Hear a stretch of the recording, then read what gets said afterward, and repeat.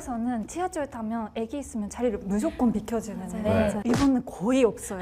지금 일본 열도가 둘로 쪼개졌습니다. 이유가 충격적입니다. 연간 학비 1억 원, 도쿄대 합격률 1위, 일본 총리와 대기업 회장을 찍어내는 가이세이. 고등학교 학생들이 한국 수학여행을 다녀오더니 충격적인 선언을 한 겁니다. 일본이 선진국이라는 말이 부끄러워졌습니다. 학부모들이 격분했습니다. 미쓰비시 전무, 도쿄대 교수, 전직 검사까지 나서서 항의가 빗발쳤고 결국 NHK 본사가 28년차 전쟁 다큐 PD를 한국에 급파합니다. 카불 함락도, 알레포 폭격도, 후쿠시마 방사능도 뚫고 온 여자입니다. 28년간 취재 현장에서 단 한 번도 울지 않았습니다. 그런데 서울에서 무너졌습니다. 그녀가 돌아와서 만든 다큐멘터리 하나가 NHK 역대 최고 시청률을 찍으며 일본 사회를 통째로 뒤흔들었습니다. 대체 한국에서 뭘 본 걸까요? 우리가 돈 빌려줘서 살려준 나라야. 감히 어디서 선진국 흉내를 내. 일본 최대 방송국 보도국 회의실. 제가 대본을 집어던지며 뱉은 말입니다. 저는 나카무라 유키코입니다. 28년차 시사 다큐멘터리 PD죠.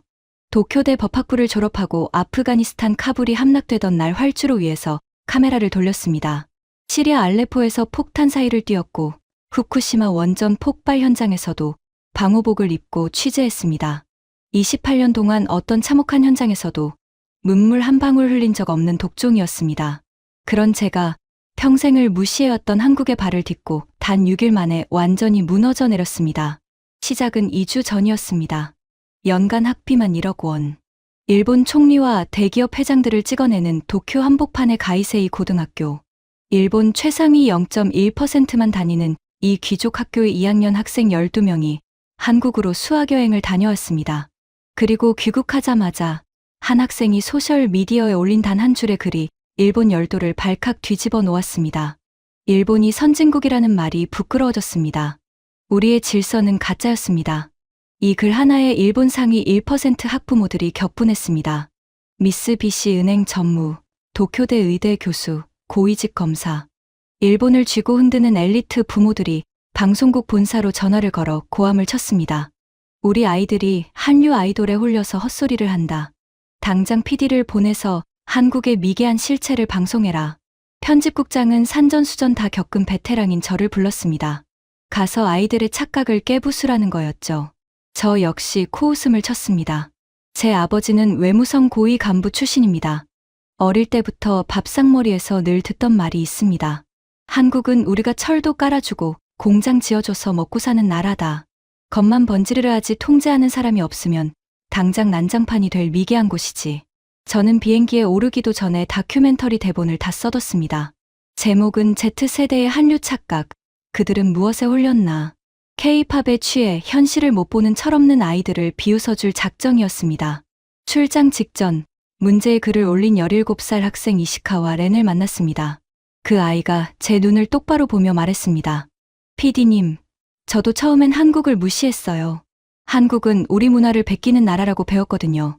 그런데 인천공항에 내리고 딱 3분 만에 제가 17년 동안 배운 일본의 우월함이 산산조각 났습니다. 일본은 매뉴얼이 없으면 안 돌아가지만 한국은 달랐어요. 저는 속으로 코웃음을 쳤습니다. 17살짜리가 뭘 안다고. 나리타에서 인천까지 2시간. 저는 비행기 안에서 어떻게 하면 한국의 무질서한 모습을 카메라에 담을지 작전을 짰습니다. 그런데 나리타를 떠나 인천공항 입국장에 발을 내딛는 순간 저는 제가 미리 써둔 대본을 2번 다시 꺼낼 수 없게 되었습니다. 나리타 공항을 아십니까? 아무리 질서 정연한 일본이라도 공항은 전쟁터입니다.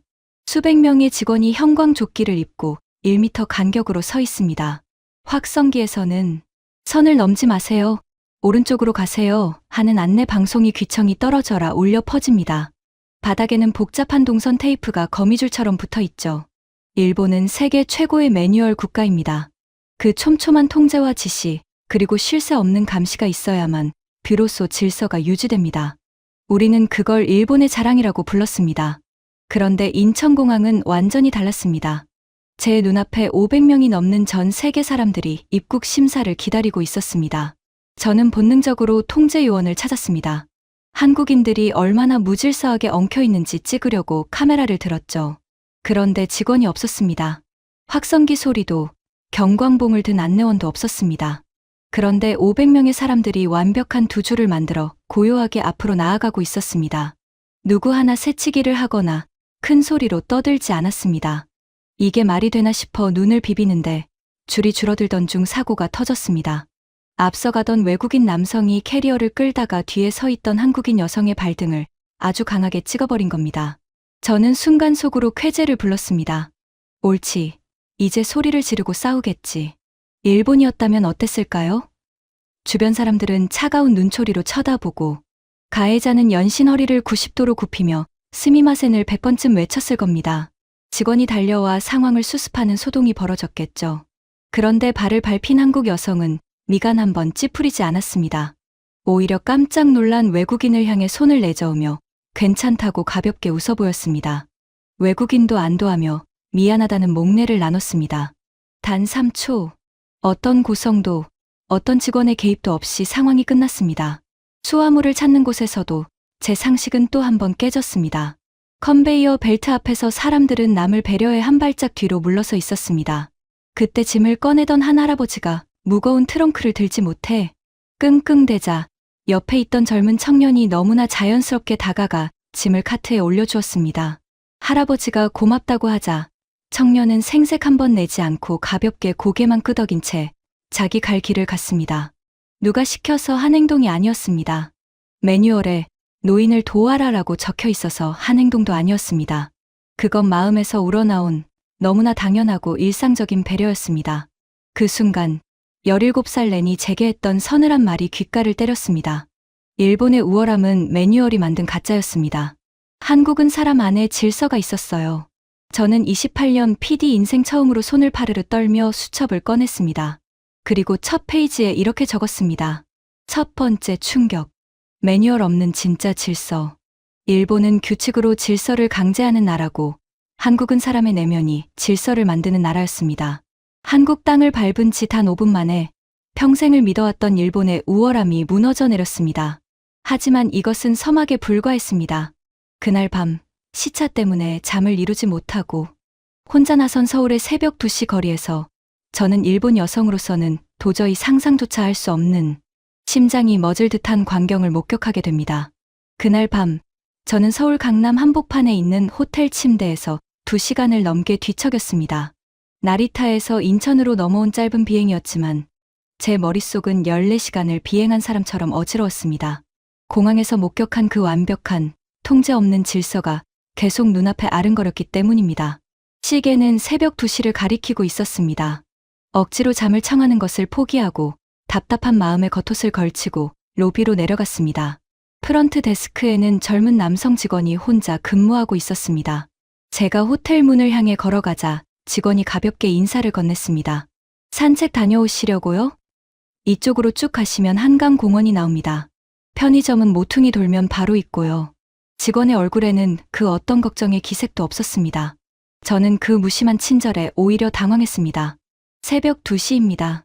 외국인 중년 여성이 혼자서 어두운 밤거리를 나가겠다는데 직원은 마치 제가 대낮에 동네 슈퍼마켓에 가는 것처럼 평온하게 길을 안내하고 있었습니다. 도쿄의 호텔이었다면 어땠을까요? 10중 8구 직원이 뛰어나와 만류했을 겁니다. 손님, 이 시간엔 위험합니다. 꼭 나가셔야 한다면 큰 길로만 다니시고 일찍 돌아오십시오. 그게 일본 서비스업의 기본적인 안전 매뉴얼이니까요. 호텔 자동문이 열리고 서울의 새벽 공기가 얼굴에 닿는 순간 저는 본능적으로 온몸의 근육을 긴장시켰습니다. 28년간 분쟁 지역을 누비며 몸에 깊숙이 각인된 생존 습관이었습니다. 아프가니스탄 카불의 뒷골목이든 시리아 알레포의 폐허든 심지어 제가 사는 도쿄의 밤거리든 해가 지고 나면 저는 항상 같은 의식을 치렀습니다. 가방끈을 가슴 앞으로 단단히 조여매고 주변의 그림자를 살피고 도망칠 수 있는 퇴로를 먼저 확인합니다. 주머니 속에는 언제든 무기로 쓸 수 있게 날카로운 호텔 방 열쇠를 손가락 사이에 끼워 넣습니다. 이어폰은 절대 양쪽 귀에 다 꽂지 않습니다. 반드시 한쪽 귀는 열어두어 뒤에서 다가오는 발소리를 들어야만 합니다. 일본은 세계에서 손꼽히는 치안 강국이라고 자랑합니다. 하지만 일본 여성들에게 밤거리는 결코 안전한 곳이 아닙니다. 도쿄 신주쿠의 가부키초나 오사카, 도톤보리의 화려한 네온사인 이면에는 언제나 범죄의 그림자가 도사리고 있습니다. 일본 전철에 왜 여성 전용 칸이 있는지 아십니까? 그건 우리 사회가 평범한 출퇴근길조차 여성의 안전을 보장하지 못한다는 뼈아픈 실패의 증거입니다. 치안이라는 단어가 일본을 넘어 전 세계 고유 명사처럼 쓰이는 수치를 우리는 안고 살아갑니다. 밤늦게 퇴근하는 일본 여성들의 가방에는 방범 부저가 달려있고 아무리 익숙한 동네라도 뒤를 자꾸만 돌아보며 종종 걸음을 치는 것이 일본 여성들의 서글픈 일상입니다. 그런데 호텔을 벗어나 큰 길로 접어든 저는 무언가 이상하다는 것을 느꼈습니다. 거리는 고요했지만 음침하지 않았습니다.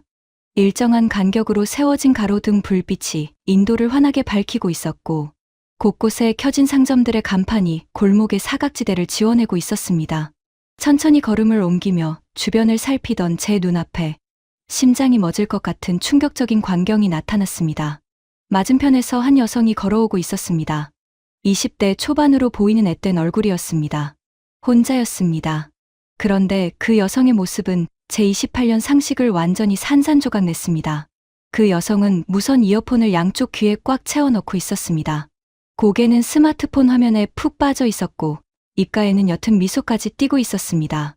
경계심이라고는 단 1%도 찾아볼 수 없는 너무나 무방비하고 평온한 모습이었습니다. 그 여성은 저를 스쳐 지나가 어두운 골목길로 쏙 들어가 버렸습니다. 단 한 번도 뒤를 돌아보지 않았습니다. 저는 그 자리에 돌처럼 굳어버렸습니다. 도쿄 시부야 한복판에서 새벽 2시에 여성이 이어폰을 양쪽 다 끼고 스마트폰을 보며 혼자 걷는다. 그것은 일본에서는 범죄의 표적이 되겠다는 자살행위나 다름없습니다. 주변 사람들은 그녀를 향해 겁도 없이 행동한다며 혀를 끌끌 찰 겁니다. 범죄가 일어나면 조심하지 않은 여성의 탓으로 돌리는 폭력적인 시선이 존재하는 곳이 바로 일본 사회니까요. 하지만 이 서울의 밤거리에서 그 여성은 자신이 안전하다는 것을 뼛속 깊이 믿고 있었습니다. 누가 자신을 해칠 것이라는 상상조차 하지 않는 듯했습니다. 17살 이시카와 렌이 말했던 도쿄 시부야의 새벽 2시와 서울, 강남의 새벽 2시를 비교해보라던 그 도발적인 질문의 해답이 제 눈앞을 스쳐 지나간 겁니다. 충격을 안고 골목을 조금 더 걸어 들어갔습니다. 멀리서 환하게 불을 밝힌 편의점이 보였습니다. 가까이 다가가 유리창 너머를 들여다본 저는 또 한 번 경악을 금치 못했습니다. 통유리로 된 편의점의 자동문은 시원한 밤 공기를 들이기 위해 아예 활짝 열려 있었습니다.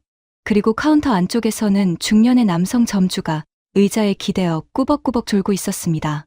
일본의 스무네 시간 편의점을 떠올려 보십시오. 계산대 주변에는 범죄를 예방하기 위한 매뉴얼이 덕지덕지 붙어 있습니다. 천장에는 사각지대 없이 8대가 넘는 폐쇄회로 카메라가 돌아가고 강도가 침입하면 던지기 위한 주황색 컬러볼이 점원의 손이 닿는 곳에 항상 비치되어 있습니다. 심야 알바생들은 혹시 모를 상황에 대비해 팽팽한 긴장감 속에서 밤을 지새웁니다. 그런데 이 나라의 편의점 문은 활짝 열려 있었고 주인은 무방비 상태로 잠을 자고 있었습니다. 훔쳐갈 테면 훔쳐가보라는 식의 태도가 아니었습니다. 아무도 내 것을 훔쳐가지 않는다는 절대적인 사회적 신뢰가 깔려 있었기에 가능한 평화였습니다. 저는 떨리는 손으로 카메라를 들어 그 졸고 있는 편의점 주인의 모습을 찍었습니다. 도쿄 보도국 회의실에 앉아 있는 저 오만한 국장과 데스크들에게 이 사진을 들이밀지 않으면 절대 제 말을 믿어주지 않을 테니까요. 한강공원 입구에 다다랐습니다. 강바람이 시원하게 불어왔습니다. 벤치에는 젊은 커플이 캔맥주를 마시며 웃고 있었고 트레이닝복을 입은 한 중년 남성이 가벼운 조깅을 하며 제 옆을 지나갔습니다. 외국인 중년 여성이 새벽 2시에 강변에 혼자 서 있어도 누구 하나 이상한 눈초리로 쳐다보지 않았습니다. 저는 빈 벤치에 주저앉았습니다. 한강 수면 위로 흔들리는 도시의 불빛을 바라보며 저는 제 평생을 지탱해온 자부심 하나가 소리 없이 무너져 내리는 것을 느꼈습니다. 알레포에서 폭탄이 떨어질 때도 후쿠시마에서 방사능 수치기가 미친 듯이 울려댈 때도 저는 두렵지 않았습니다. 저는 제 자신이 공포를 이겨낸 강인한 저널리스트라고 믿어 의심치 않았습니다. 하지만 서울의 이 고요한 새벽거리에서 전생애를 통틀어 처음으로 깨달았습니다. 저는 공포를 이겨낸 것이 아니었습니다. 단지 안전하다는 감각 자체를 잃어버린 채 두려움을 일상으로 받아들이고 살아왔을 뿐이었습니다. 무서움을 느끼지 않는 것과 애초에 무서워할 필요가 없는 세상에 사는 것은 완전히 다른 차원의 이야기였습니다. 경찰이 곳곳에 깔려 있고 감시 카메라가 수백만 대 설치된 매뉴얼 사회의 억압적인 안전. 그리고 아무도 쳐다보지 않는 새벽 2시에도 20대 여성이 이어폰을 꽂고 홀로 걸어갈 수 있는 자발적인 신뢰의 안전. 어느 쪽이 진짜 선진국의 모습입니까? 저는 가방에서 수첩을 꺼냈습니다. 인천공항에서 적었던 첫 번째 메모 아래에 조금은 삐뚤빼뚤한 글씨로 두 번째 문장을 적어 넣었습니다. 두 번째 충격. 공포가 사라진 진짜 밤. 이 나라를 지키는 것은 경찰도, 매뉴얼도, 감시 카메라도 아니다. 눈에 보이지 않는 거대한 신뢰의 망이 이 나라를 감싸고 있다. 그 거대한 신뢰의 정체가 무엇인지, 어떻게 60년 전 전쟁의 폐허였던 나라가 이런 기적 같은 일상을 만들어냈는지 저는 알아내야만 했습니다. 하지만 날이 밝고 시작된 취재 2일차. 저는 한국의 진짜 무서움을 아직 절반도 보지 못했다는 사실을 뼈저리게 깨닫게 됩니다. 출근길 지하철역에서 촬영을 하던 카메라맨 다카시가 비명을 지르며 계단에서 굴러떨어졌고, 다급하게 찾아간 한국의 어느 응급실에서 받아든 진료비, 영수증 한 장이 제게 남아있던 마지막 일본인의 자존심마저 완전히 찢어발겨버렸으니까요. 새벽 2시의 충격이 채 가시기도 전인 취재 2일차 아침. 저는 서울의 출근길 풍경을 카메라에 담기 위해 다카시 촬영 감독과 함께 호텔을 나섰습니다. 도쿄의 아침 출근길을 아십니까? 신주쿠역이나 시나가와역의 아침은 그야말로 지옥입니다.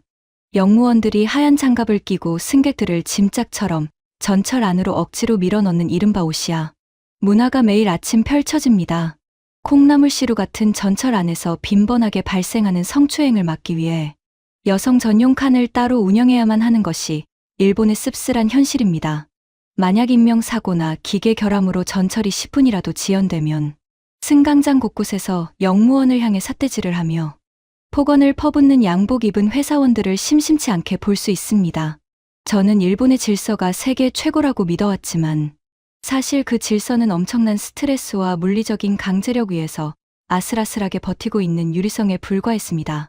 하지만 서울의 지하철역에 들어선 순간 저는 마치 거대한 안무를 보는 듯한 착각에 빠졌습니다.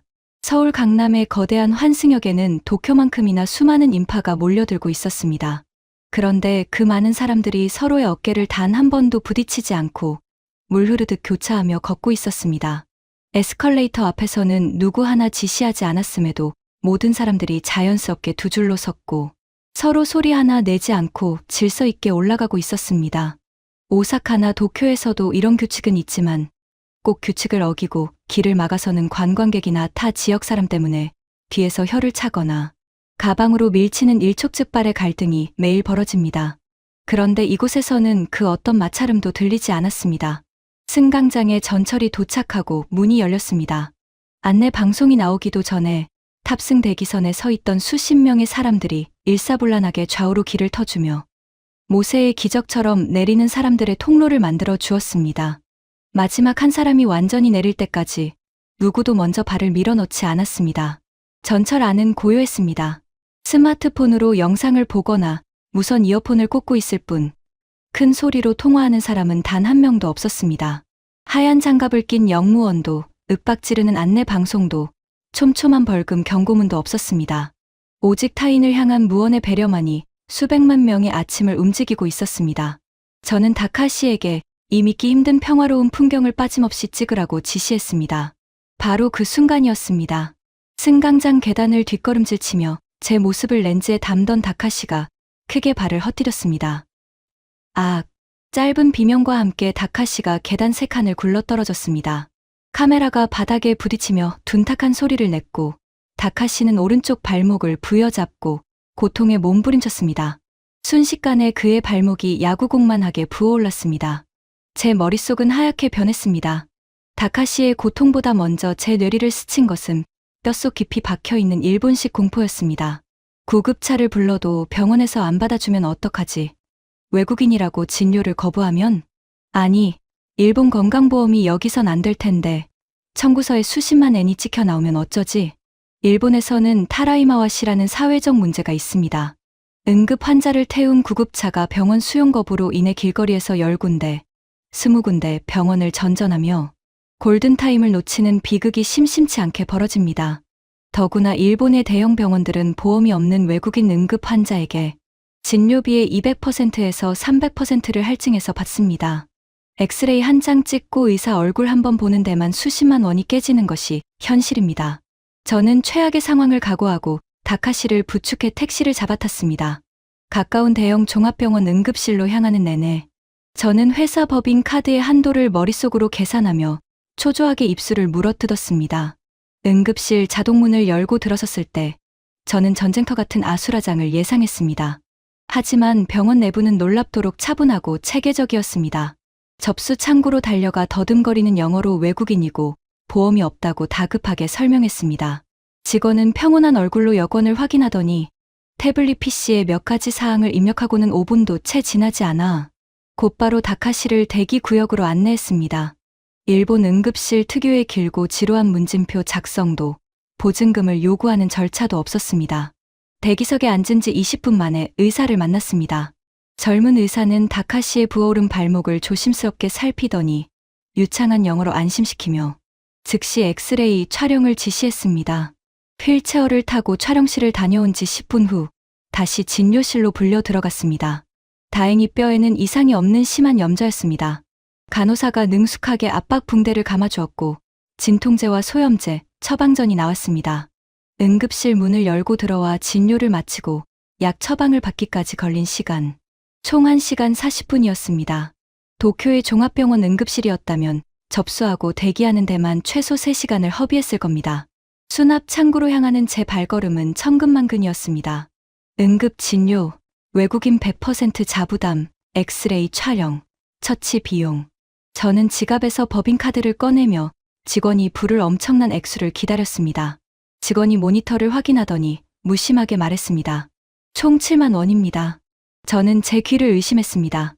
모니터에 찍힌 숫자를 다시 쳐다봤습니다. 저기, 죄송하지만 7만 엔을 잘못 말씀하신 거 아닙니까? 직원이 고개를 저으며 영수증을 건넸습니다. 아니요. 한국 돈으로 7만 원입니다. 일본 돈으로 환산하면 고작 7,000엔 남짓한 금액이었습니다. 도쿄 시내에서 괜찮은 스시 정식 2명분을 먹을 수 있는 돈. 다카시는 휠체어에 앉은 채 입을 다물지 못했습니다. 유키코-상, 방금 저 직원이 7만 원이라고 한 겁니까? 보험이 없는 외국인 응급 환자인데요. 이거 몰래카메라 아닙니까? 다카시의 말이 맞았습니다. 몰래카메라 같은 현실이었습니다. 만약 한국인 관광객이 도쿄에서 똑같은 부상을 당해 응급실을 찾았다면 100% 자부담금에 외국인 할증까지 붙어 최소 5만 엔, 우리 돈 50만 원 이상의 청구서를 받았을 겁니다. 구급차라도 불렀다면 진료조차 거부당했을지 모릅니다. 하지만 이 나라의 의료 시스템은 아픈 사람을 상대로 국적을 묻거나 돈 장사를 하지 않았습니다. 사람의 생명과 직결된 생존의 비용 앞에서는 철저하게 문턱을 낮추고 있었습니다. 외국인이든 자국민이든 아프면 즉시 치료를 받을 수 있는 나라. 그것이 진짜 선진국의 조건이었습니다. 저는 병원 문을 나서며 수첩을 펼쳤습니다. 그리고 세 번째 충격을 적어 내려갔습니다. 세 번째 충격. 강제가 아닌 내면이 만든 지하철의 질서. 그리고 네 번째 충격. 생존을 볼모로 잡지 않는 7만 원짜리 응급실. 일본이 자랑하던 시스템은 사실 사람을 살리는 시스템이 아니었다. 취재 2일차에 이미 제 오만함은 바닥까지 털려나갔습니다. 하지만 이것조차 예고편에 불과했습니다. 다음 날 아침, 한국의 남쪽 끝, 부산을 취재하기 위해 올라탄 시속 300km의 고속열차 KTX 안에서 저는 일본이 50년 동안 전 세계에 자랑해 온 신칸센의 초라한 민낯과 일본 정치인들이 자국민에게 절대 말하지 않는 65조 원짜리 거대한 거짓말을 마주하게 됩니다. 시속 300km입니다. 커피가 흔들리지 않습니다. 와이파이는 끊기지 않습니다. 저는 한국의 수도 서울에서 남쪽 끝 도시 부산으로 가는 고속열차 KTX 특실에 앉아 마이크를 잡고 작은 소리로 리포팅을 시작했습니다. 창밖으로 믿을 수 없는 속도의 풍경이 스쳐 지나가고 있었습니다. 제 앞 테이블에는 역에서 산 뜨거운 아메리카노가 놓여 있었습니다. 수면은 거짓말처럼 잔잔했습니다. 다카시의 부상에도 불구하고 취재 일정을 미룰 수는 없었습니다. 저희는 3일차 아침 일찍 서울역을 출발해 부산으로 향했습니다. 약 400km, 도쿄에서 오사카에 이르는 거리와 비슷합니다. 스마트폰으로 예매한 모바일 티켓 하나를 들고 열차에 오르는 데까지 어떤 개찰구, 직원도 만나지 않았습니다. 일본 신칸센 특유의 겹겹이 쌓인 아날로그 종이 승차권 검사는 이곳에 존재하지 않았습니다. 그냥 자리를 찾아 앉으면 끝이었습니다. 열차가 부드럽게 미끄러지듯 출발했습니다. 저는 시계를 확인했습니다. 오전 8시 정각. 단 1분의 지연도 없었습니다. 2시간 15분 뒤면 저희는 정확히 부산역에 도착할 겁니다. 이 시속 300km의 철제 튜브 속에서 저는 일본이 세계 최고라고 입버릇처럼 외치던 신칸센의 민낯을 직면하고 말았습니다. 도쿄에서 오사카까지 신칸센 노조미호를 타면 대략 2시간 15분이 걸립니다. 서울에서 부산까지의 시간과 거의 일치합니다. 그렇다면 가격은 어떨까요? 신칸센 지정석은 한화로 약 13만 원이 훌쩍 넘습니다. 반면 제가 지금 타고 있는 KTX 일반실의 가격은 약 6만 원. 절반도 되지 않는 금액입니다. 거기에 무료 와이파이, 전 좌석 스마트폰 충전 콘센트, 부드러운 승차감까지. 일본의 신칸센은 아직도 와이파이가 툭툭 끊기고 좌석 콘센트조차 제대로 구비되지 않은 낡은 구형 열차가 수두룩합니다. 게다가 비싼 요금 탓에 서민들은 고속버스나 저가 항공을 이용하며 긴 시간을 길바닥에서 버리고 있습니다. 신칸센은 일본 고도성장의 상징이었습니다. 전 세계 고속철도의 어머니라며 자화자찬했죠. 그런데 그 이면에는 소름 끼치도록 거대한 국가적 거짓말과 무능이 따리를 틀고 있었습니다.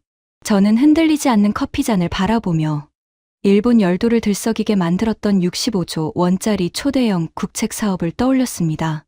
바로 리니어 주오 신칸센입니다. 도쿄와 나고야를 잇는 자기부상 고속철도 프로젝트. 최고 시속 500km로 도쿄에서 나고야까지 40분 만에 주파하겠다는 장대한 계획이었습니다. 일본 정부는 이를 2007년에 처음 구상하고 수십 년의 논의 끝에 2027년 개통을 목표로 첫 삽을 떴습니다. 하지만 지금 어떻게 되었는지 아십니까? 당초 예상했던 사업비는 눈덩이처럼 불어나 무려 7조 엔, 한화로 65조 원을 가볍게 돌파했습니다.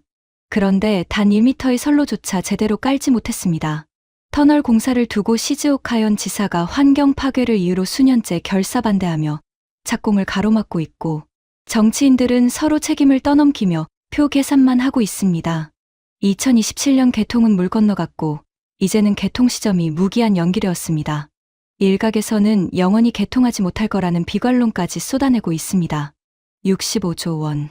그 천문학적인 국민의 혈세를 쏟아붓고도 수십 년째 제자리 걸음만 반복하는 일본의 비효율. 그리고 단 6만 원으로 전 국민을 시속 300km의 안전하고 쾌적한 이동권으로 묶어버린 한국의 효율성. 저는 부끄러움에 고개를 들 수 없었습니다. 제가 가이세이 학생들의 환상을 깨부수러 왔다는 사실이 너무나 우스웠습니다. 그 학생들은 환상에 빠진 것이 아니었습니다.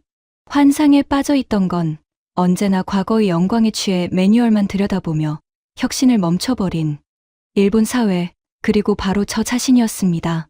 2시간 15분 뒤 열차는 1분의 오차도 없이 부산역에 미끄러져 들어갔습니다. 항구 도시의 활기찬 취재를 마치고 다시 서울로 돌아오는 길, 가이드가 제안을 하나 했습니다. PD님, 서울로 바로 가기 전에 인천 송도 신도시에 들러보시죠. 미래의 도시가 어떤 모습인지 카메라에 담기 좋을 겁니다. 송도 스마트시티, 세계에서 손꼽히는 간척지 신도시입니다. 솔직히 큰 기대는 없었습니다. 일본의 도요타가 시즈오카현에 짓겠다고 호기롭게 발표했던 스마트시티, 우분시티가 떠올랐기 때문입니다. 수조 원을 투자해 자율주행과 인공지능이 완벽하게 제어하는 미래 도시를 만들겠다며 몇 년째 언론 플레이만 요란하게 하고 있지만 여전히 삽질만 거듭하고 있는 빈 수레 같은 프로젝트 말입니다. 하지만 송도에 진입하는 순간 차창 밖으로 펼쳐진 풍경은 달랐습니다. 가장 먼저 눈에 들어온 건 거리를 달리는 차들이었습니다. 왕복 8차선의 넓은 도로임에도 꼬리물기나 불필요한 신호 대기가 거의 없었습니다. 가이드가 자랑스럽게 설명했습니다. 도로의 폐쇄회로 카메라가 실시간으로 차량 흐름을 인공지능으로 분석해서 교통량에 따라 신호등 주기를 스스로 바꿉니다. 그래서 정체가 덜하죠. 도쿄의 꽉 막힌 출퇴근길을 떠올려 보십시오. 수십 년 전에 세팅된 고정신호 체계 때문에 텅 빈 교차로에서도 빨간불이 켜지면 하염없이 몇 분을 기다려야 하는 그 융통성 없는 매뉴얼의 느.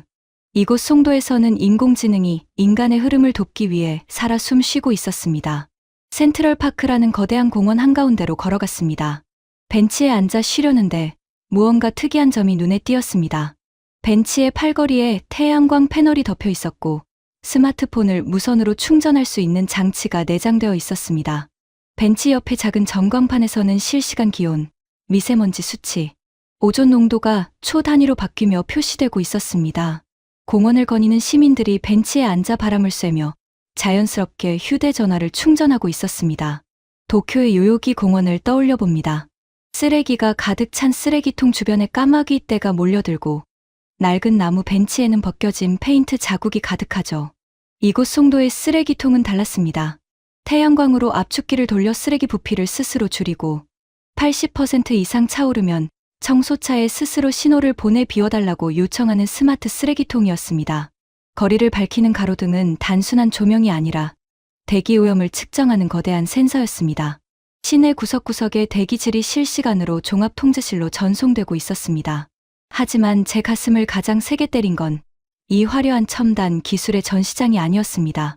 저녁이 다가오는 무렵 횡단보도 앞에서 신호를 기다리고 있었습니다. 기둥에 달린 작은 버튼 하나가 눈에 들어왔습니다. 휠체어를 탄 사람이나 시각장애인을 위한 작은 버튼이었습니다. 그 버튼을 누르면 횡단보도의 파란불 시간이 일반 신호보다 눈에 띄게 길어진다고 했습니다. 거동이 불편한 노인이나 장애인들이 뒤에서 빵빵거리는 차들의 눈치를 보지 않고 넉넉하고 편안하게 길을 건널 수 있도록 시스템이 그들을 기다려주는 겁니다. 머리를 망치로 맞은 것 같았습니다. 일본은 고령화 사회를 넘어 초고령 사회에 진입했습니다. 장애인 복지와 휠체어 접근성을 위해 수십 년 전부터 법을 만들고 매뉴얼을 뜯어고쳤습니다. 네, 일본의 엘리베이터와 경사로는 훌륭합니다. 하지만 그것은 어디까지나 법이 강제한 의무였고 구청 직원이 점검표에 동그라미를 치기 위해 설치된 차가운 시스템이었습니다. 그런데 이곳 송도의 기술은 그 방향이 달랐습니다. 인공지능으로 신호를 바꾸고 쓰레기통에 센서를 달고 휠체어 전용 버튼으로 신호 시간을 늘려주는 것. 이 모든 최첨단 기술의 끝에는 사람을 향한 따뜻한 배려와 돌봄이 맞닿아 있었습니다. 일본 정치인들은 65조 원을 쏟아붓고도 1m의 기차를 달리지 못하게 만들었지만 한국은 기술을 도구 삼아 시민의 삶을 그리고 약자의 보행을 직접적으로 돌보고 있었습니다. 기술을 돈을 버는 수단이나 국가의 위용을 과시하기 위한 도구가 아니라 철저히 사람을 향해 쓰고 있었습니다.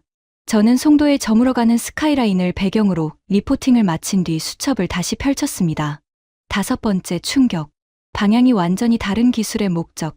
돈이 아니라, 제도를 위해 만든 법이 아니라 마음에서 우러나온 기술이 인간을 돕고 있다. 하지만 제 마음속의 오만한 껍질이 완전히 깨져버리기 전까지 취재의 클라이맥스는 아직 남아 있었습니다. 다음 날 아침, 한국의 전통이 서려 있는 경복궁 앞에서 저는 빼앗는 문화와 나누는 문화의 처절한 차이를 목격했고, 그날 오후 방문한 서울의 한 고등학교에서는 일본 교육이 자랑해온 정답의 감옥과 마주치게 됩니다. 그리고 마침내 취재 5일차, 저는 서대문영무소라는 역사의 형장에서 일본 고등학생 13명이 무릎을 꿇고 통곡하는 그 잔혹하고도 압도적인 장면과 정면으로 충돌하게 됩니다. 28년 저널리스트 인생 최대의 딜레마가 찾아온 바로 그 순간으로 말입니다. 취재 4일차 아침, 저는 서울의 심장부에 자리 잡은 조선의 정궁, 경복궁으로 향했습니다. 솔직히 말해 일본의 우아함과 전통을 뽐내는 교토의 웅장한 사찰이나 도쿄 국립박물관의 압도적인 유물들과 비교해볼 심산이었습니다. 광화문을 지나 궁 안으로 들어서자 화려하지는 않지만 단아하고 기품 있는 정각들이 북악산을 배경으로 펼쳐졌습니다. 하지만 제 시선을 빼앗은 것은 웅장한 건축물이 아니었습니다. 궁궐 곳곳을 가득 채우고 있는 사람들이었습니다. 수많은 외국인 관광객들이 약속이라도 한 듯 다채로운 색상의 한복을 차려입고 있었습니다. 미국인, 유럽인, 중동인, 그리고 일본인까지. 금발 머리에 갓을 쓴 청년, 히잡 위에 화려한 족도리를 얹은 여성, 그리고 기모노와는 전혀 다른 풍성한 치마를 입고 연신 카메라 셔터를 누르며 활짝 웃고 있는 일본 10대 소녀들. 그들은 마치 조선시대의 주인공이 된 것처럼 행복해 보였습니다. 저는 그 풍경을 바라보며 묘한 위화감에 휩싸였습니다. 일본 교토의 기온거리에서도 기모노를 빌려 입고 돌아다니는 외국인들을 쉽게 볼 수 있습니다. 하지만 일본 사회 이면에는 씁쓸한 현실이 존재합니다. 기모노 대여점 앞에는 겹겹이 쌓인 까다로운 착용 규칙과 금지 사항들이 빼곡히 적혀 있습니다. 전통을 훼손해서는 안 된다는 엄격한 잣대가 관광객의 자유를 옥죄고 있죠. 더 근본적인 문제는 일본이 자랑하는 도쿄 국립박물관의 수많은 유물 중 상당수가 아시아 전역에서 수집이라는 명목하에 전리품처럼 가져온 것들이라는 불편한 진실입니다. 일본은 제국주의 시대부터 아시아의 찬란한 문화재를 쓸어 담아 유리관 안에 전시하고 그것을 자국의 문화적 우월성을 과시하는 도구로 삼아왔습니다. 우리 외무성 간부였던 아버지 역시 일본이 아시아의 문화를 보존해주고 있는 것이라고 당당하게 말씀하셨습니다. 하지만 한국은 달랐습니다. 자신들의 고유한 문화를 외국인들에게 기꺼이 내어주고 입어보라 권하며 국적과 인종을 넘어 함께 그 아름다움을 나누고 즐기고 있었습니다. 이건 빼앗는 문화가 아니라 나누는 문화구나. 수첩을 꺼내 들려던 제 손이 멈칫했습니다. 일본 문화를 자랑스러워했던 제 마음 한구석에서 묘한 부끄러움이 밀려왔기 때문입니다. 유리관 속에 박제된 다른 나라의 보물을 전시하며 자부심을 느끼는 나라와 자신의 문화를 살아 숨쉬는 축제로 만들어 전 세계인과 공유하는 나라. 과연 어느 쪽이 진짜 문화 강국일까요? 저는 서둘러 발걸음을 돌렸습니다. 제 안에 견고했던 편견이 또다시 속절없이 금이 가고 있었습니다. 그날 오후 저는 문제의 글을 올렸던 이시카와 렌이 방문했다는 서울의 한 인문계 고등학교를 찾았습니다. 교장 선생님의 안내를 받아 학교 정문에 들어서는 순간 저도 모르게 발걸음을 멈추고 주변을 두리번거렸습니다. 무언가 빠져 있었습니다. 일본의 거의 모든 중고등학교 정문에서 볼 수 있는 위압적인 금속 탐지기나 소지품 검사대가 보이지 않았습니다. 총기 사고가 없는 일본에 웬 금속 탐지기냐고 묻고 싶으실 겁니다. 네, 일본 학교에 총은 없습니다. 하지만 그보다 더 무서운 억압이 도사리고 있습니다. 바로 극단적인 규율과 통제입니다. 교문에 들어서는 순간부터 학생들의 복장, 두발, 가방 안의 소지품 하나하나가 엄격한 교칙이라는 이름으로 샅샅이 검사당합니다. 이지메라고 불리는 집단 따돌림, 성적 비관으로 인한 청소년 자살, 그리고 학교의 폭력적인 통제를 견디지 못해 등교를 거부하는 이른바 후토코 학생 수가 2023년 기준 무려 30만 명을 돌파한 것이 일본 공교육의 참담한 현실입니다. 튀어나온 모습 맞는다는 획일적인 사회 분위기가 아이들의 숨통을 조이고 있는 겁니다. 그런데 이 한국 학교의 교문은 활짝 열려 있었습니다. 등교하는 아이들은 친구의 어깨에 팔을 두르고 큰 소리로 웃으며 너무나 자연스럽게 교실로 향하고 있었습니다. 복장 검사도 소지품 검사도 없었습니다. 학교가 아이들을 잠재적인 통제 대상으로 보지 않고 온전히 믿어주고 있다는 증거였습니다. 교실 풍경은 저를 더욱 큰 충격에 빠뜨렸습니다. 수학 시간이었습니다. 칠판을 향해 일렬로 빽빽하게 줄지어 앉아 쥐 죽은 듯이 필기만 하는 일본의 교실과는 완전히 달랐습니다. 책상들은 4개씩 모여 조를 이루고 있었고 학생들은 서로 마주보고 앉아 있었습니다. 선생님이 칠판에 복잡한 문제를 적고 물었습니다. 자, 이 문제 어떻게 접근하면 좋을까? 누구의 생각이든 좋아. 한 학생이 번쩍 손을 들고 칠판 앞으로 나가 풀이 과정을 썼습니다. 하지만 정답이 아니었습니다. 순간 저는 숨을 죽였습니다. 가이세이 고등학교 같은 일본의 명문 학교였다면 분위기는 순식간에 싸늘해졌을 겁니다. 선생님은 오류를 날카롭게 지적하고 오답을 쓴 학생은 창피함에 고개를 숙이고 자리로 돌아가야 했겠죠. 정답을 맞힌 학생만이 승자가 되는 철저하고도 잔인한 경쟁이 바로 일본 교육의 핵심이니까요. 그런데 이 교실의 분위기는 제 예상을 완전히 빗나갔습니다. 선생님이 부드럽게 웃으며 말했습니다. 접근 방식이 아주 신선한데 여기 이 부분까진 논리적이야. 그럼 이 다음 단계에서 다르게 생각해 볼 사람. 학생들은 오답을 낸 친구를 비웃지 않았습니다. 오히려 그 친구의 풀이 과정에서 힌트를 얻은 듯 조별로 머리를 맞대고 활발하게 토론을 시작했습니다. 잘하는 학생이 못하는 학생을 무시하고 혼자 진도를 나가는 것이 아니라 자신이 이해한 방식을 친구에게 설명해주며 함께 정답을 찾아가고 있었습니다. 마침내 한 조가 올바른 풀이법을 찾아내자 교실 전체에서 박수가 터져 나왔습니다. 오답을 썼던 학생도 활짝 웃으며 친구들과 하이파이브를 나눴습니다. 쉬는 시간, 영어를 잘하는 학생에게 다가가 물었습니다. 아까 수학 시간에 놀랐어. 일본 명문 학교에서는 경쟁자에게 풀이법을 가르쳐 주지 않거든. 너희 반의 목표는 뭐야? 그 학생이 환하게 웃으며 대답했습니다. 전원 합격이요. 우리 반 친구들 모두가 자기가 원하는 대학에 가는 게 목표예요. 수학을 잘하는 친구는 수학을 가르쳐 주고, 저는 영어를 어려워하는 친구들을 돕죠. 친구에게 설명해 주다 보면 제 실력도 더 단단해지거든요. 혼자 1등 하는 것보다 다 같이 원하는 곳에 가는 게 훨씬 멋지잖아요. 망치로 머리를 세게 맞은 기분이었습니다. 가이세이 고등학교 학생들은 명문대의 진학률이라는 숫자표에 갇혀 옆자리의 친구를 짓밟고 올라서야만 살아남는 법을 배웁니다. 친구의 노트 필기를 빌려주는 것은 자신의 경쟁 우위를 포기하는 패배자의 행동이라고 믿죠. 그런데 이 나라의 아이들은 달랐습니다. 경쟁이 아니라 협력을 배우고 있었습니다. 금속 탐지기가 없는 뻥 뚫린 정문, 틀린 답에도 박수를 쳐주는 선생님, 그리고 전원 합격을 목표로 서로를 끌어주는 아이들. 이것이 한국의 기적을 만들어낸 진짜 동력이었습니다. 저는 떨리는 손으로 수첩을 펴고 적었습니다. 6번째 충격. 정답의 감옥에 갇힌 일본, 그리고 경쟁 대신 협력을 가르치는 한국의 교실. 이 아이들이 만들어갈 10년 뒤에 한국을 일본은 이길 수 있을까? 취재 4일차. 제가 28년간 맹신해 온 일본의 시스템, 문화, 교육이라는 견고한 성벽은 완전히 무너져 내렸습니다. 하지만 가장 고통스럽고도 압도적인 진실의 순간은 아직 시작조차 되지 않았습니다. 다음 날인 취재 5일차 오후, 저는 일제강점기 탄압의 상징, 서대문 형무소를 취재하기 위해 카메라를 들었습니다. 그리고 그 붉은 벽돌의 형무소 안에서 저는 2주 전 도쿄에서 저를 이곳으로 밀어넣었던 가이세이 고등학교 학생들보다 더 충격적인 13명의 또 다른 일본 고등학생들과 정면으로 마주치게 됩니다.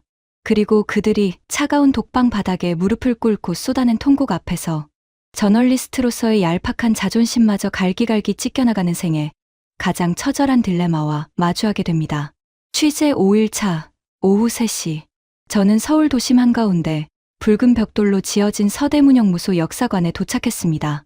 흐린 하늘 아래 무겁게 내려앉은 형무소의 철문을 통과할 때만 해도 저는 다카시에게 카메라 앵글을 지시하며 철저하게 객관적인 저널리스트의 가면을 쓰고 있었습니다. 일제 강점기 독립운동가들을 수감하고 고문했던 장소.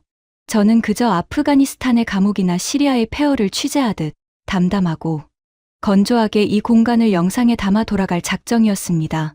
제 아버지의 말씀처럼 한국은 과거에 너무 얽매여 있다는 일본 보수층의 시각을 대변하는 멘트를 준비하면서 말이죠. 형무소 내부는 서늘했습니다. 빛이 제대로 들지 않는 좁고 긴 복도, 퀴퀴한 냄새가 배어있는 듯한 낡은 감방의 나무 문들. 저는 벽에 걸린 고문 도구들과 흑백 사진들을 차례로 훑으며 복도를 걸어 들어갔습니다. 그때였습니다. 복도 끝에서 익숙한 일본어 억양이 들려왔습니다. 여기가 유관순이라는 소녀가 갇혀있던 곳이래. 고개를 돌리자 검은색 교복을 단정하게 차려입은 한 무리의 일본 고등학생들이 보였습니다. 가이세이 학생들은 아니었습니다. 명찰을 보니 오사카에서 온 사립고등학교의 수학여행단이었습니다. 인솔 교사 1명과 13명의 남녀 학생들이 2평 남짓한 좁은 독방 앞 전시물에 멈춰 서 있었습니다. 저는 반사적으로 다카시에게 신호를 보내 카메라를 돌리게 했습니다. 일본 학생들이 이곳에서 어떤 반응을 보이는지 스케치할 생각이었죠. 학생들은 전시된 설명문과 고문 기록을 유심히 읽어 내려가고 있었습니다. 이거 진짜예요? 선생님, 17살 여자애를 이렇게 고문했다는 게 역사책에 나와 있어요. 맨 앞에 서 있던 남학생이 믿을 수 없다는 듯 목소리를 떨며 인솔 교사를 쳐다봤습니다. 교사는 당황한 기색이 역력했습니다. 그는 입술을 달싹였지만 차마 아무런 대답도 하지 못하고 고개를 숙였습니다. 학생들의 시선이 독방 안으로 향했습니다. 빛조차 제대로 들어오지 않는 좁고 차가운 공간. 그리고 벽면 한 구석에 고통을 이기지 못해 손톱으로 긁어낸 핏자국 같은 흔적이 복원되어 있었습니다. 가장 먼저 침묵을 깬 것은 단발머리의 여학생이었습니다. 그녀는 떨리는 손으로 유리벽 너머의 독방을 더듬다가 갑자기 다리에 힘이 풀린 듯 차가운 시멘트 바닥에 털썩 주저앉았습니다. 우리가 배운 역사는 거짓이었어. 소녀의 뺨을 타고 굵은 눈물이 뚝뚝 떨어지기 시작했습니다. 그 한마디가 도화선이 되었습니다. 뒤에 서 있던 남학생이 고개를 푹 숙인 채 주먹을 꽉 쥐었고 어깨를 들썩이며 흐느끼기 시작했습니다. 이내 13명의 학생들이 약속이라도 한 듯 소녀의 곁으로 다가가 좁고 어두운 감방 앞에 무릎을 꿇었습니다. 죄송합니다. 정말 죄송합니다. 누가 시킨 것도 아니었습니다. 교사가 억지로 시킨 사과도 아니었습니다. 그것은 자신들이 17년 동안 배워온 일본의 자랑스러운 역사가 누군가의 처절한 피와 고통 위에 세워진 끔찍한 기만이었다는 사실을 깨달은 아이들의 순수한 통곡이었습니다. 찍지 마세요. 제발 카메라 좀 내려주세요. 맨 앞에 주저앉았던 남학생이 저를 향해 소리쳤습니다. 교복 소매로 눈물을 닦아내며 붉게 충혈된 눈으로 제 카메라 렌즈를 정면으로 노려보고 있었습니다. 그 눈빛은 분노와 수치심, 그리고 어른들을 향한 거대한 절망으로 뒤섞여 있었습니다. 그 순간 제 손이 미친 듯이 떨리기 시작했습니다. 저는 카메라 뒤에 숨어 있었습니다. 지난 28년 동안 저는 언제나 제3자의 입장에서 타인의 비극을 관찰하고 기록하는 권력자였습니다. 후쿠시마의 이재민 앞에서도 알레포의 고아 앞에서도 저는 철저히 감정을 배제한 프로 PD였습니다. 하지만 지금 렌즈 너머로 보이는 것은 타인의 비극이 아니었습니다. 그것은 저 자신의, 그리고 제 조국의 잔혹한 민낯이었습니다. 무릎 꿇고 우는 아이들 앞에서 저는 평생을 한국은 일본이 근대화시켜 준 나라라고 가르쳤던 제 아버지를 떠올렸습니다. 그리고 그 아버지의 말을 의심 없이 내면화하며 살아왔던 저의 오만함이 이 좁은 감방의 벽을 긁어댄 유관순의 손톱 자국 앞에서 얼마나 폭력적이고 천박한 것이었는지 뼈저리게 깨달았습니다. 저는 카메라를 끄지 못했습니다. 뷰파인더가 눈물로 흐려져 아무것도 보이지 않았지만 덜덜 떨리는 손으로 끝까지 녹화 버튼을 누르고 있었습니다. 이 아이들의 눈물은 일본 사회 전체가 봐야 할 가장 고통스러운 진실이었으니까요. 숙소로 돌아온 그날 밤, 저는 호텔 방에 틀어박혀 1시간 넘게 천장만 바라보며 침묵했습니다. 제 앞에는 다카시가 촬영한 서대문영무소의 영상 파일이 담긴 노트북이 놓여 있었습니다. PD로서의 딜레마가 제 목을 조여왔습니다. 이 영상을 NHK 본사에 보낼 수 있을까?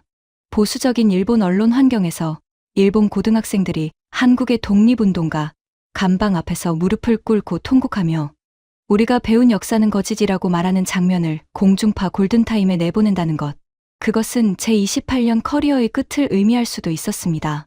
우익 단체들의 표적이 될 것이 불보듯 뻔했고 회사에서는 저를 징계위원회에 회부할지도 모릅니다. 무엇보다 평생 외무성 간부로 일본의 국익을 대변해 온 제 아버지와의 완전한 단절을 각오해야 했습니다. 노트북 화면 속 13명의 아이들 얼굴 위로 마우스 커서를 올린 채 삭제 버튼과 전송 버튼 사이에서 갈등하던 그때였습니다. 제 스마트폰이 울렸습니다. 발신자는 도쿄에 있는 가이세이 고등학교의 이시카와 렌이었습니다. 여보세요. 제 목소리는 잔뜩 갈라져 있었습니다. 수화기 너머로 렌의 차분하지만 단호한 목소리가 들려왔습니다. 나카무라 PD님, 서대문영무소에 가셨죠? 저도 2주 전 수학여행 때 거길 갔어요. 저는 아무 말도 할 수 없었습니다. 저도 거기서 울었어요. 유관순이라는 저랑 동갑인 소녀의 감방 앞에서요. 그런데 PD님, 전 울면서 동시에 너무 화가 났어요. 왜 우리 부모님은, 왜 학교 선생님들은 아무도 진짜 역사를 가르쳐주지 않았는지, 왜 우리가 가해자라는 사실을 숨기고 우월감만 심어줬는지요. 렌의 숨소리가 거칠어졌습니다. 저는 도쿄대를 포기하기로 했어요. 교육학과에 가서 진짜 역사를 가르치는 선생님이 될 겁니다. PD님, 진실을 방송해주세요. 우리 세대는 더 이상 거짓된 우월감 속에서 살고 싶지 않아요. 렌의 말이 비수처럼 제 가슴을 찔렀습니다. 17살짜리 아이는 진실을 마주하고 자신의 인생 항로를 바꿀 용기를 내고 있는데 28년 차 베테랑 PD라는 저는 알량한 커리어와 보수적인 사회의 시선이 두려워 진실을 덮으려 하고 있었습니다. 저는 렌에게 물었습니다. 렌, 이 진실을 방영하면 일본 사회가 나를, 그리고 너희들을 용서하지 않을 수도 있어. 수화기 너머로 렌이 짧게 웃으며 대답했습니다. PD님, 우리는 용서받으려고 진실을 말하는 게 아니잖아요. 진실이니까 말하는 거죠. 그 순간 제 안의 모든 두려움이 사라졌습니다. 저는 노트북 화면 속 아이들의 눈물 닦는 모습을 다시 재생했습니다. 그리고 삭제 버튼이 아닌 전송 버튼을 누르기 위한 폴더 정리를 시작했습니다. 다큐멘터리에 이 장면을 쓰겠다. 하지만 단지 일본의 반성만을 담지는 않을 거야. 한국이 어떻게 이 아픈 역사의 폐허를 딛고 지금의 기적 같은 질서와 시민의식을 만들어냈는지 그 근본적인 힘까지 모두 담아낼 거다. 저는 스스로에게 다짐하며 마우스를 움켜쥐었습니다. 다음 날인 취재 6일차 아침, 저는 한국의 발전을 이끈 진짜 동력을 찾기 위해 서울대학교 사회학과 한동열 교수의 연구실을 찾아갑니다. 그리고 그곳에서 한 교수가 무심하게 던진 79달러라는 숫자 하나와 227톤의 금부치에 얽힌 믿을 수 없는 이야기 앞에서 제 인생의 마지막 방어벽마저 처참하게 허물어지고 맙니다. 취재 6일차 아침, 서울대학교의 교정은 평화로웠습니다. 저는 35년간 동아시아 비교문화론을 연구해 온 한동열 교수의 연구실 문을 두드렸습니다. 한 교수는 일본 유학 경험이 있어 유창한 일본어로 저를 맞이했습니다. 소파에 마주 앉자마자 저는 지난 6일간 제가 한국에서 목격하고 산산조각 났던 모든 것들을 쏟아냈습니다. 인천공항의 감시 없는 질서, 새벽 2시의 안전한 거리, 7만 원짜리 응급실, 송도에 배려하는 기술, 협력하는 교실, 그리고 어제 서대문영무소에서 무릎 꿇고 울던 일본 학생들까지. 교수님, 도대체 한국은 어떻게 이런 나라가 된 겁니까? 제 아버지는 항상 한국이 일본 덕분에 근대화되었다고 말씀하셨습니다. 그런데 제가 본 한국은 오히려 일본이 잃어버린 시민의식과 인간에 대한 신뢰를 가장 완벽하게 구현하고 있었습니다. 그 비결이 뭡니까? 한 교수는 창밖으로 시선을 돌리더니 찻잔을 내려놓으며 조용히 미소 지었습니다. 나카무라 PD님, 1960년에 한국의 1인당 국민소득이 얼마였는지 아십니까? 잘 모르겠습니다. 79달러였습니다. 저는 머릿속으로 빠르게 숫자를 계산했습니다. 당시 일본은 전후 부흥의 절정기를 달리며 1인당 국민소득이 480달러를 넘어서고 있었습니다. 한국은 일본의 6분의 1도 되지 않는 세계에서 가장 가난한 최빈국 중 하나였습니다. 그 무렵 UN 보고서에는 한국을 가리켜 100년이 지나도 선진국이 될 수 없는 나라라고 적혀 있었습니다. 일본의 식민 지배와 끔찍한 동족상잔의 전쟁을 연달아 겪으며 모든 것이 잿더미가 된 땅이었으니까요. 공장도 자원도 돈도 없었습니다. 그런데 60여 년이 흐른 지금 한국은 세계 12위의 경제 대국이 되었습니다. 한 교수는 제 눈을 똑바로 쳐다보며 말을 이었습니다. 그 기적을 만든 단 하나의 비결은 바로 교육이었습니다. 교육. 너무도 흔한 단어였지만 한 교수의 입에서 나온 그 단어는 무게가 달랐습니다. PD님 아버님 말씀처럼 일본이 철도를 깔고 건물을 지었을지 모릅니다. 하지만 전쟁이 끝난 후 그 모든 인프라는 파괴되었습니다. 진짜 한국을 다시 일으켜 세운 건 건물이 아니었습니다. 먹을 것이 없어 굶주리면서도 자식을 학교에 보냈던 부모들의 피눈물 나는 집념이었습니다. 클바닥에 가마니를 깔고서라도 책을 놓지 않았던 그 절실함이 지금의 한국을 만든 겁니다. 저는 고개를 끄덕였습니다. 하지만 여전히 의문이 남았습니다. 교육열이 높다고 해서 제가 목격한 그 이타적이고 성숙한 시민의식이 저절로 생겨나는 것은 아니니까요. 제 의중을 읽은 듯 한 교수가 묵직한 질문을 던졌습니다. PD님, 1997년에 한국에 IMF 외환위기가 닥쳤을 때 무슨 일이 있었는지 아십니까? 나라가 부도 위기에 처해서 구제금융을 받았다고 알고 있습니다. 수많은 기업이 도산하고 사람들이 거리에 나앉았죠. 맞습니다. 그때 한국 국민들이 나라의 빚을 갚기 위해 무엇을 했는지 아십니까? 집집마다 장롱 속에 숨겨둔 금부치를 들고 나왔습니다. 한 교수가 숫자를 하나하나 또박또박 발음했습니다. 350만 명. 당시 인구의 10% 가까운 사람들이 금 모으기 운동에 참여했습니다. 돌반지, 금목걸이, 그리고 심지어 결혼반지까지 빼서 나라에 바쳤습니다. 그렇게 모인 금이 무려 227톤이었습니다. 순간 저는 숨을 쉴 수가 없었습니다. 결혼반지.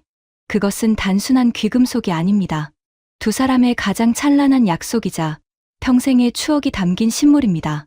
나라가 망해가는 절체절명의 위기 상황에서 내 가족의 생존을 챙기기도 바쁜 와중에 그 소중한 결혼반지를 기꺼이 나라에 내놓는 국민.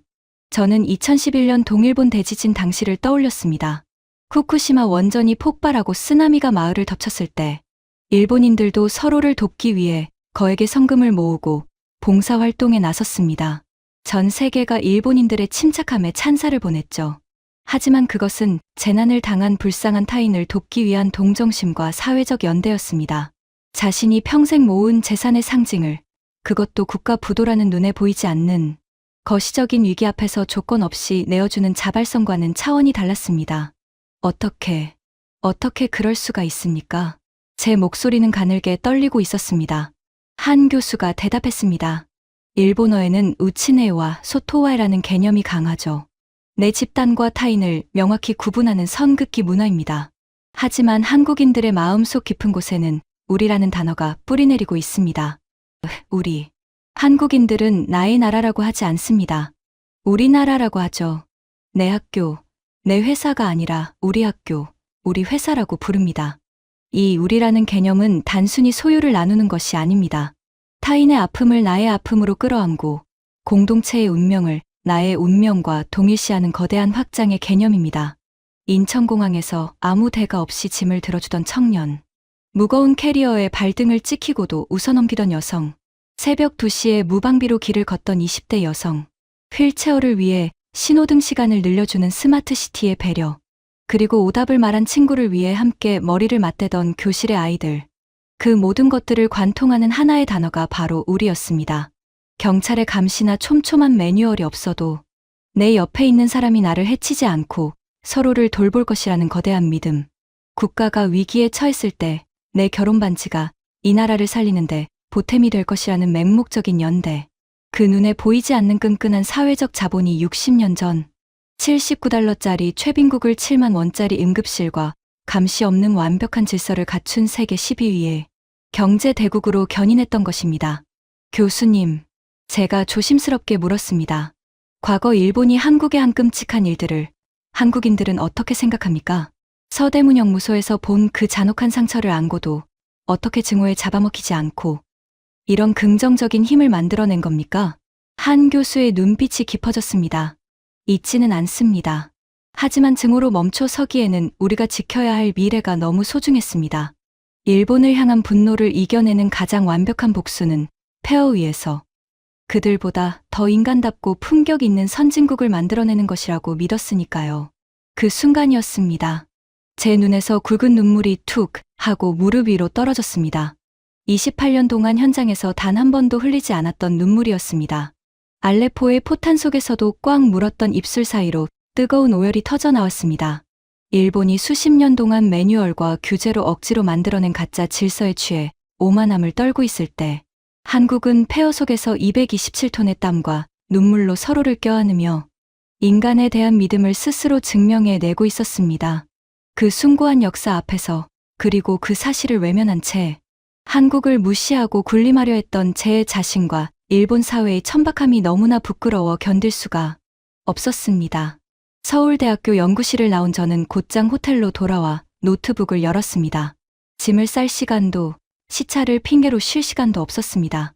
비행기 이륙 직전까지, 그리고 나리타로 돌아가는 7시간의 긴 비행 내내 저는 미친 듯이 자판을 두드렸습니다. 가방 깊숙한 곳에 구겨 넣었던 Z세대의 한류 착각이라는 구성안은 영원히 쓰레기통에 처박았습니다. 대신 새로운 다큐멘터리의 제목을 타이핑했습니다. 한국에서 배운다, 일본이 잃어버린 우리. 그리고 이 다큐멘터리가 NHK 골든타임에 방영되던 날 밤, 일본 열도는 말 그대로 둘로 쪼개졌습니다. 17살 내내 고백이 불을 지핀 나비 효과가 28년 차 PD의 카메라를 통해 거대한 태풍이 되어 일본 사회의 가장 깊고 은밀한 험불을 잔인하게 도려내기 시작한 것입니다. 나리타 공항에 도착하자마자 곧장 NHK 본사 편집국으로 달려갔습니다. 사토 국장은 제가 새로 작성한 구성안을 받아들고 미간을 찌푸렸습니다. 이게 뭐야? 한국에서 배운다. 우리가 무슨 후진국한테 배울 게 있다고? 사토 국장은 서대문영무소에서 무릎 꿇고 우는 13명의 일본 학생들 장면을 보더니 입을 다물었습니다. 그리고 인천공항의 감시 없는 질서, 새벽 2시의 안전한 거리, 7만 원짜리 응급실, 송도에 배려하는 기술, 협력하는 교실, 마지막으로 227톤의 결혼반지 이야기까지 단숨에 읽어 내려갔습니다. 그의 손이 미세하게 떨리고 있었습니다. 유키코, 이거 골든타임으로 가자. 그 한마디에 모든 것이 결정되었습니다. 다큐멘터리 한국에서 배운다, 일본이 잃어버린 우리는 NHK 역사상 유례없는 파장을 일으켰습니다. 방영 당일 야후재팬 실시간 검색어 1위부터 10위까지가 모두 한국 관련 키워드로 도배되었습니다. 소셜미디어는 폭발했습니다. 우리가 진짜 선진국이 맞나? 매뉴얼이 없으면 아무것도 못하는 로봇 국가의 현실을 봤다. 한국은 어떻게 저런 기적을 만들었을까? 물론 거센 반발도 있었습니다. 극우 매체들은 일본을 비하하는 매국 다큐라며 연일 비난을 쏟아냈습니다. 급기야 NHK의 간판 시사 프로그램에 보수 농객 오카다 시니치가 출연해 저를 공격했습니다. 나카무라 PD의 다큐는 철저히 편향적입니다. 한국의 긍정적인 면만 부각하고 일본의 자존심을 짓밟았어요. 제가 앵커를 대신해 마이크를 잡고 물었습니다. 오카다 씨, 인천공항에 통제 인력 없이 500명이 질서를 지키는 게 거짓입니까? 새벽 2시에 여성이 이어폰을 꽂고 안전하게 걷는 게 거짓입니까? 외국인 응급 환자가 7만 원에 치료받는 게 거짓입니까? 오카다는 아무 대답도 하지 못했습니다. 제가 마지막으로 쐐기를 박았습니다. 오카다 씨, 한국에 가보신 적은 있습니까? 없습니다. 생방송 도중 침묵이 흘렀고 그 순간 오카다의, 아니 일본 보수층의 얄팍한 논리는 산산조각이 났습니다. 다음 날 오카다는 공식 사과문을 발표했습니다. 가이세이 고등학교 학장 역시 공식 성명을 내고 학생들의 관찰이 옳았음을 인정했습니다. 1억 원짜리 학교가 스스로의 한계를 시인한 겁니다. 하지만 제게 가장 의미 있었던 변화는 며칠 뒤에 찾아왔습니다. 아버지가 계신 본가를 찾았습니다. 거실 텔레비전 화면에는 제가 만든 다큐멘터리가 재생되고 있었습니다. 아버지는 서대문형무소 장면에서 표정이 굳어졌고 227톤의 금 모으기 운동 장면에서 길게 한숨을 내쉬었습니다. 다큐멘터리가 끝나고 아버지는 서재에서 빛바랜 사진 한 장을 꺼내 오셨습니다. 젊은 시절 서울 출장에서 찍은 사진이었습니다. 유키코, 나는 평생 이 사진 속 가난한 한국에 갇혀 살았다. 내가 틀렸어. 네가 옳았다. 아버지는 조용히 눈물을 훔치셨습니다. 그리고 평생 처음 보는 광경이 제 눈앞에 펼쳐졌습니다. 무뚝뚝하기 그지없던 아버지가 어머니의 손을 꼭 잡으시는 겁니다. 저는 그 모습을 뒤로 한 채 집을 나섰습니다. 도쿄의 밤거리는 네온사인으로 화려하게 빛났지만 왠지 모르게 차갑고 인위적으로 느껴졌습니다. 촘촘한 매뉴얼과 수백만 대의 감시 카메라가 지켜주는 억압적인 평화.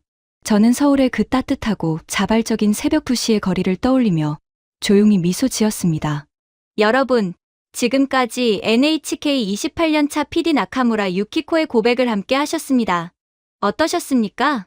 227톤의 금부치, 79달러에서 세계 12위로 도약한 기적, 13명의 일본 학생이 흘린 참회의 눈물, 60년 전 국제사회가 100년이 지나도 가망이 없다고 버렸던 잿더미의 땅.